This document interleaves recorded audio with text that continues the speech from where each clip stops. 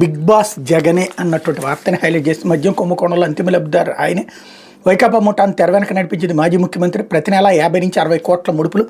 వైకాపా హయాంలో జరిగిన 1000 కోట్ల మద్యం కుంభకోణంలో అంతిమ లబ్ధిదారు నాటి సీఎం జగన్ అయిన స్పష్టమైపోయింది.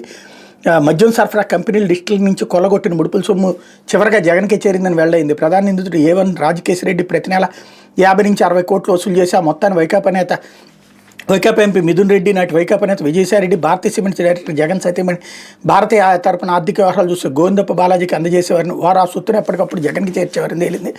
ఇలా 3500 కోట్ల మేర కొలగొట్టినట్టు వెలుగు చూసింది. దీన్ని బట్టి మొత్తం కుంభకోణం అంతా జగన్ కోసం ఆయనకు అత్యంత సన్నిహితులైన వ్యక్తుల ద్వారానే జరిగినట్టు తేటతెల్లమైపోయింది. ముడుపుల సొత్తులో కొంత మొత్తాన్ని గత ఎన్నికల్లో వైకాపా అభ్యర్థులకు అందజేసి ఓట్లు కొనుగోలు చేసినట్టు వెలుగు చూసింది. మద్యం స్కామ్ కేసులో దాఖలు చేసిన 305 పేజీల ప్రాథమిక అభియోగ పత్రం ఆదివారం వెలుగు చూసింది. అందులోని అంశాలను విశ్లేషిస్తే ఈ వైకాపా మద్యం మూటాను తెర వెనక నుంచి నడిపించిన బిగ్ బాస్ జగన్ అనేది స్పష్టమైపోయింది. పలుకుబడిని అడ్డం పెట్టుకుని బెదిరింపులకు పాల్పడి సొమ్ము కొలగొట్టినట్టు సిట్ తేల్చింది అన్నటువంటి వార్తని హైలైట్ చేశారు. వైకాపా ఒక ముఠ అనేది ఇక్కడ ఈ ముఠ చెప్తోంది అనమాట. ఒక ముఠ ఇంకో ముఠ గురించి చెప్తోంది. అసలు పాయింట్ ఏంటంటే ఇప్పటిదాకా బంగారం కొనేశారు, రియల్ ఎస్టేట్లో పెట్టుబడి పెట్టేశారు, సినిమాల్లో పెట్టుబడులు పెట్టేశారు, విదేశాల్లో పెట్టుబడులు పెట్టేశారు.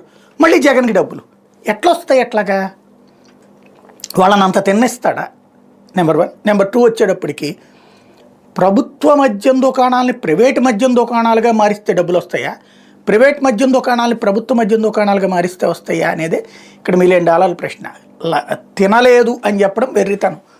నేను ఇంతకుముందు కూడా చెప్తున్నాను, ఇప్పుడు కూడా చెప్తున్నటువంటిది ఏంటంటే డిస్టిలరీల నుంచి డబ్బులకి ఎవరినో 25 మందిని ఎందుకు పెట్టుకోవాలి?